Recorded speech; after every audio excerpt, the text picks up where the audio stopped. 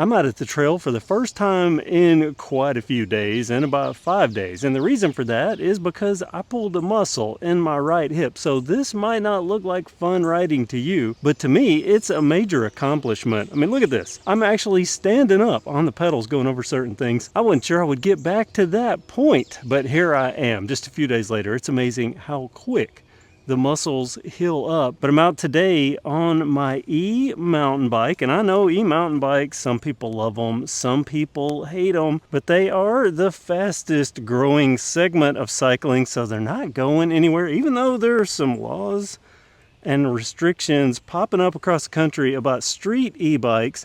Mountain bikes like this one, I think, are pretty safe. This has a torque-based mid-drive, so you're actually having to pedal. There is no throttle. It's all your power. It's just magnified power.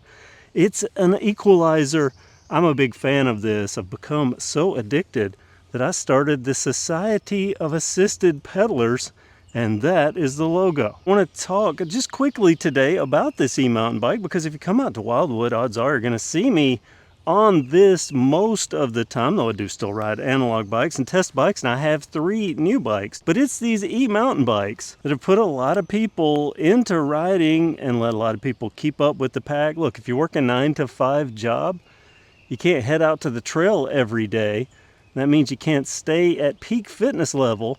So when you're on a ride on the weekend and you hadn't ridden in 2 weeks or a month or 2 months, well, you can't keep up. You're just going to wear out. Well, something like this, with just a little bit of power to help you out, bumping up the assist levels, this means you can ride with anybody, anytime, because muscle memory takes a while to go away. So while fitness level can go away pretty quick, muscle memory from the ride, well, that hangs on.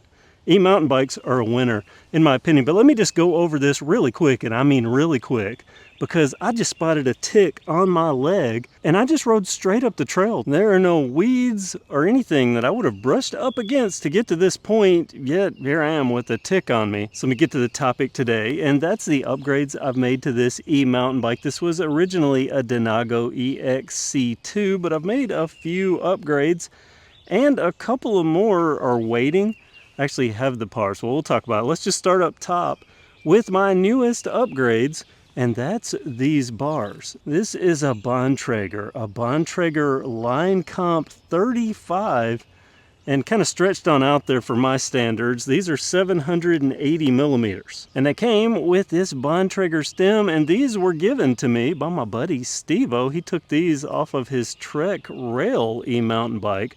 He upgraded that to something else, and I got these, and it turns out that was a good thing, because one day these cap bolts had slightly loosened up, and I was in the bike shop. We were about to tighten them down, and I started showing Steve-O how it would pop, and he stood back, and the bars, the factory bars that were on this bike, were actually flexing up and down on one side. I didn't believe him, and then he did it so I could see, and yeah, they were flexing, so he gave me these. Very nice bars, and I do appreciate it. You know from previous videos that I've put these Cogster grips on. They are comfortable, this taper up. They've been a really good grip. I like them, but you see that is a different cap. That's not actually a Cogster cap, because this came off on a Columbia Trail ride when I crashed, or I had to dive into the mud to avoid another rider that had went down. And well, I guess that cap is still in that mud. And then recently I crashed out here somewhere on one of these berms and lost the other cap.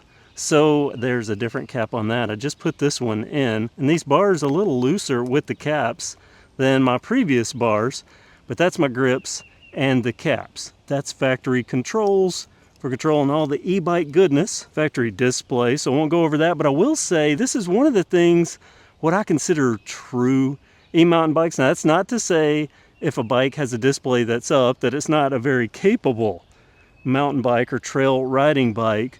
But for me, when you have these that are down like this, you can see it actually sits below the stem. That means if I flip this, the bike goes over, I crash it, the display isn't taken out. Very important. And again, I just consider that more true mountain bike. You can't even really see it from certain angles. But this, clean lines, very small, gets everything done, and isn't at risk. I'm getting heckled by crows. I was filming and they just flew up, and every time I start filming, They do that. And then when I quit recording, they shut up. I just mentioned risk here. How's this for a segue that I didn't plan? This is a risk stem cap. I had to put this on. I like the little pentagram here. I had to put this on. This was stolen off the Mongoose Arter because when I swapped to these bars that came with this stem, the factory stem cap had this oblong taper to it. It didn't work. So this was the closest thing to me at the time, and I needed to get out on the trail at the time I made this swap. So yeah, risk stem cap. And I'm mentioning it because, well, it's new. It's new. So bars, grips, stem caps, stem, new. This, I believe, the dropper came with the bike as far as I can recall. This is new. You may have seen my videos on this. The EDS, the wheel top, EDS aux, electronic shifting from the derailleur we'll see in just a moment. I think I'm 5 months into this. And this has worked flawlessly. I have no problem with this. Still going strong, and so is the derailleur. Technically, this is an add-on. This is the mount for my big bike light when I do night rides. Light up the whole trail, and that's the mount for that. I have videos covering that light. You can see on that, actually a light that a subscriber donated, and I appreciate it. It's been very, very handy. Tektro brakes are factory cabling here. I do need to zip tie this, I think. I meant to bring a zip tie, and I was going to do this on camera, but I think I'll zip tie to that. Finally, all this time, it's time to zip tie this. I'm going to go down here. I did add this to cover the Denago logo. The Marzocchi is my fork. And let me tell you, this is, I believe, the best fork per dollar that I have ever purchased. It is smooth, it's very adjustable, enough travel for this bike, and I have really pushed this bike harder than I push most bikes, and this thing has held up well. A little bit of scuff damage just from riding, a rebound adjustment, such a good fork, and e-bike rated, you know, e-mountain bikes that put more stress on a fork. You're going faster, you're pushing more weight. It's low slung, dead weight. Some people think, doesn't matter, an e-bike rating. I think it does, to each their own, but I can tell you, I've been so impressed with this fork. I got this on a super deal from Jensen USA. And I even left on this. If Dodge people can leave the guards down on the front of their cars, I'm gonna leave that on. I think it went with the red trim, so maybe we can start a trend with this. I went with Schwalbe knobby Nick tires. Originally, this had a Recon Race from Maxxis, which was just a little squirrely out here on these trails. But these knobby Nicks have done an excellent job, excellent traction out here, and the tan wall just fits so well, especially when I get to that saddle. Oh, and this, you may have noticed this little star here. That is a trail star if you ride with me and Steve-O. So if you ever head this way, let me know and I can get you a trail star for riding with us. These are the factory rims, and this bike was designed to be upgraded, and I think they really intended for these wheels to be swapped out, but I've kept these. They have worked well. I did put, you know, a little fancy end cap there, a little red accent. Presta valves on these, you know, that's the big debate now. People wanted Presta for years, and now all of a sudden they're the plague. I kind of agree. Schrader is overall better, but I did put caps, but you'll notice this cap's slightly different than the front cap because I couldn't find the matching side, but I've just ran with it. I'm surprised nobody's noticed that, but I will say, which one is it? Naturally, it's, yeah, look at that. I noticed that when I was airing this up. I have a completely loose spoke, so loose that I can screw it with my fingers. So yeah, I need to do a little maintenance on these wheels. I'm feeling the other spokes and I don't feel anything bad. So it's just that one, and I knew I'd had a random pop here and there. So I suspected that I had a loose spoke. Well, I do. And is that one loose too? Nope, it's just this one. That's amazing how one spoke can make a difference. But that's a little loose. These wheels, I do have replacement wheels. Spent some money for some that have a really loud, clicky hub, but I didn't put them on because these have worked so well, and I was supposed to be getting a full suspension e-mountain bike, and that was right about the time that I got the wheels for this thing. I even paid the bike shop to, actually, I think the bike shop was just nice and did it without charging me, or only charging me for one, whatever it was. But I had the wheels trued, and Devin went over the spokes, I mean meticulously, like it was for his bike. So I have a good wheel set to go on this, but I thought I was getting a full suspension. You know, the more you ride, the older you get, you start going, look, I know hardtail's awesome and it's fun, but full suspension would make it, you know, just a little less torturous on the back. I don't have back problems, knock on wood, but I can only imagine that, you know, decades of riding, a hardtail's starting to maybe have an impact on the spine and the vertebrae. So I was hoping that I would get that full suspension. And they said early spring. Well, to me, early spring has came and went. We're going to be getting into summer here soon. So I guess I'm not going to be getting that bike. That means I maybe need to put the new wheels on this so I don't have to deal with that. But these have held up, you know, okay. All right, other things that I've put on this bike. This tan saddle to go with the tan walls. This is a Gorix. I don't know how much this cost. It wasn't much. I got it off Amazon. I'll put a link to it down in the description. But surprisingly, this has held up. I mean, look at that graphic. That looks as good, all of it, as good as when I first got this. And I have put some miles on this bike. Let's see how many miles I've put on this bike. What's that say? 339.1, and that is all trail miles. 339 trail miles is a lot of riding. Most people ride just a few miles, you know, a 10 mile, 12 mile trail ride is a big deal.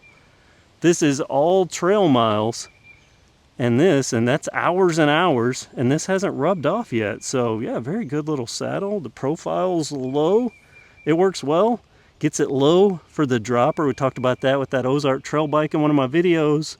The high rail saddles kind of sit up. This gets really low. It's a good combo, a good fit for this bike. And, you know, I think it looks good with the tan walls, even though the tans just shade off. I added these pedals, these Crank Brothers. What is it? Stamp something. Bought these from the local bike shop, and they are wider than a standard pedal. Work out really well on this motor, putting out all that power. I am still, though, having to put my pressure, this torque sensing. So my leg torque kicks this motor on and turns it off. So these are doing a good job. They're not wobbly, not loose, no creaking. You remember I wore out a set of Fookers on this bike. The more expensive Fookers, which means they cost $1 more than the standard, or maybe $2 more than the standard Fookers. The needle bearing, but these are holding up well. And this is something that I added, little chain guide, because this kept dropping the chain up front. The chain line, you know, looks okay on this, but for whatever reason, it was dropping up front, so much so that I gouged into the motor, gouged into all this, actually loosened that castle nut because the chain got wedged and the torque from the motor was tensioning it. So yeah, I put this on there, problem solved. I think it might not be a problem anymore with this, which is the other part of that wheel top ox. Rock solid. I have had to do one adjustment since I put this on. Just one, and it was just up here. Going between these two gears, just one slight little tweak, and I didn't have to have any tools to do it because I did it within the app. That's how good this has been, and that's just probably, you know, chain stretching over time, because man, I have tortured this thing, shifting under load, unnecessarily shifting. I have videos where I just shift this constantly. I mean, I did over 100 shifts on one little stretch of a trail. This didn't bat an eye, and the battery life is amazing. I'm a big fan. I can't wait to try out the new one, which is more tapered and looks surprisingly very familiar. Yeah, it's a good bike overall, and this battery, I think it's 720 watt hours. It's a very strong battery. Gives me a lot of range. I don't charge this. Talked about not having to charge all this stuff, and this has its own battery. You can see a button cell cap here. Haven't had to put a battery in this either. Not only does this derailleur not require charging often, this doesn't either. About every third ride, I'll charge this, and you'll see I'm at 100% right now, and I did what you're not supposed to do. I charged this up a week ago because I was going to go on a night ride, and then that ended up not happening. People bailed, things happen, and I didn't get to go on the night ride, and then it sat, and then I pulled the muscle.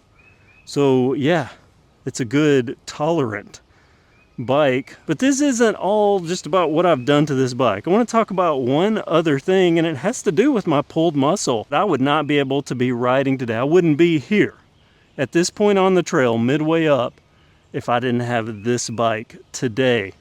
And that's where I think e-mountain bikes, they are good, inherently good for cycling, and a good thing that keeps people riding even when otherwise they would not. I am a testament to that today with just a muscle. And thank goodness, knock on wood here, thank goodness that mine's just a pulled muscle. But some people have issues that they can't heal or that won't go away. And if an e-mountain bike gets you on the trail and you don't have a throttle to, be a danger, it's not a rear hub drive motor, something like that, I think even a rear hub drive, if it's torque based, is usable. But I just don't like the rear slung weight. I think that kind of a little risky. Getting into berms and such, quick cuts, and having the low slung rear weight. These mid drives, these torque based mid drives, I think they're perfect. Absolutely perfect, very accommodating, keeps more people on the trail, gets more people on the trail. The more people that ride trails, that's the better for us all.